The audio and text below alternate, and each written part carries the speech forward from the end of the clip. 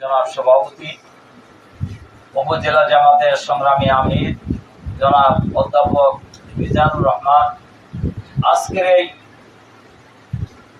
সমাবেশের সম্মানিত বিশেষ অতিথি, বাংলাদেশ জামাত ইসলামীর কেন্দ্রীয় মজলিস শুরার অন্যতম সদস্য, সিরাজগঞ্জ জেলা জামাতের সংগ্রামী আমির জননেতা জনাব অধ্যক্ষ মৌলানা শাহিনুর আলম, অন্যান্য নেতৃবৃন্দ, সম্মানিত সুধী মণ্ডলী, ভাই ও বোনেরা, আসসালামু আলাইকুম ওয়া রাহমাতুল্লাহি ওয়া বারাকাতুহু। আল্লাহ তাআলা শুকরিয়া, আপনাদের সাথে এইভাবে খোলা আকাশের নিচে কথা বলার সুযোগ পাওয়ার কারণে আলহামদুলিল্লাহ। আপনারা জানেন আমি দীর্ঘদিন কারাগারে আমাকে আটকায় রাখা হয়েছিল। আল্লাহ তাআলার মেহেরবানি, আপনাদের দোয়াই আমরা আবার আপনাদের মাঝে ফিরে আসার সুযোগ পেয়েছি আলহামদুলিল্লাহ।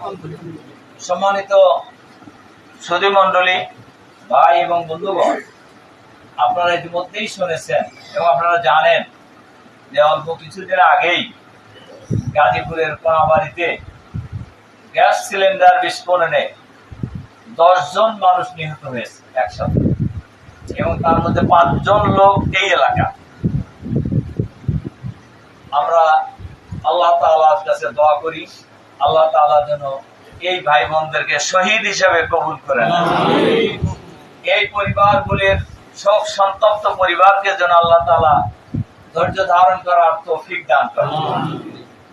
সম্মানিত সুধী মণ্ডলী, ভাই এবং বন্ধুগণ, জামাত ইসলামী বাংলাদেশের এই সবুজ ভূখণ্ডে,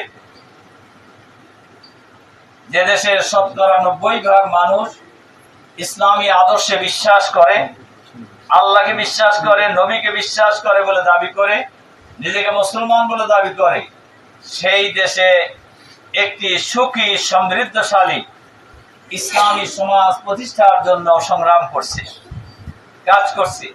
যে সংগ্রামে শরীক হওয়া সকল মুসলমান নারী এবং পুরুষের জন্যই ফরজ। সম্মানিত সুধী মণ্ডলী, ভাই এবং বন্ধুগণ, জামাত ইসলামী সেই কর্মসূচি বাস্তবায়নের অংশ হিসাবেই জামাত ইসলামের স্লোগান হলো একজন জামাত কর্মী মানে একজন সমাজকর্মী। তার কারণ আমরা সমাজের বাইরে নয়, আমরা সমাজেরই অংশ। সুতরাং সমাজের নিপীড়িত নিগৃহীত মানুষের পাশে দাঁড়ানো আমাদের নৈতিক দায়িত্ব, এবং সে কাজটি জামাত ইসলামী করার জন্য চেষ্টা করে। রাসূল সাল্লাল্লাহু আলাইহি সাল্লাম বলছেন, ইরহামু তুরহামু, মানুষের প্রতি রহম করো, তোমার প্রতি রহম করা হবে। ইরহামুন নাস ইরহামুকুমুল্লাহ, যিনি মানুষের প্রতি দয়া দেখায়, আল্লাহ তাআলা তার প্রতি দয়া দেখায়।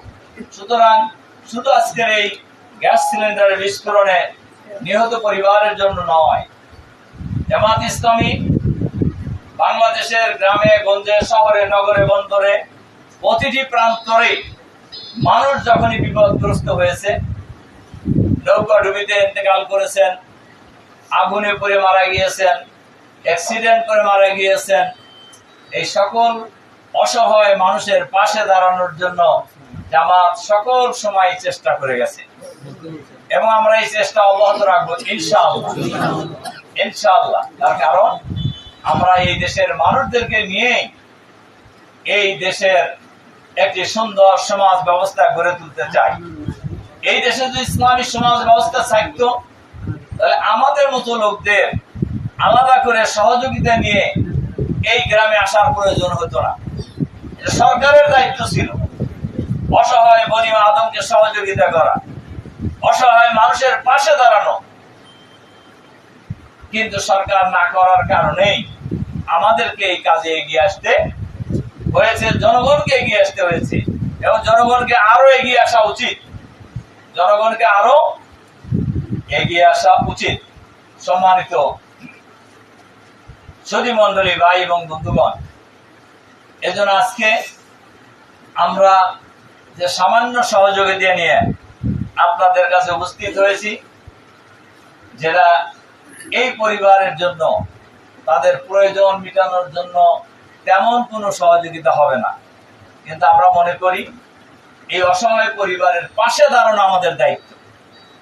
সেই অনুভূতি থেকেই, সেই দায়িত্ববোধ থেকেই আমরা আজকে আপনাদের মাঝে উপস্থিত হয়েছি। সম্মানিত সুধী মণ্ডলী, ভাই এবং বন্ধুগণ, আপনারা জামাত ইসলামের জন্য দোয়া করবেন।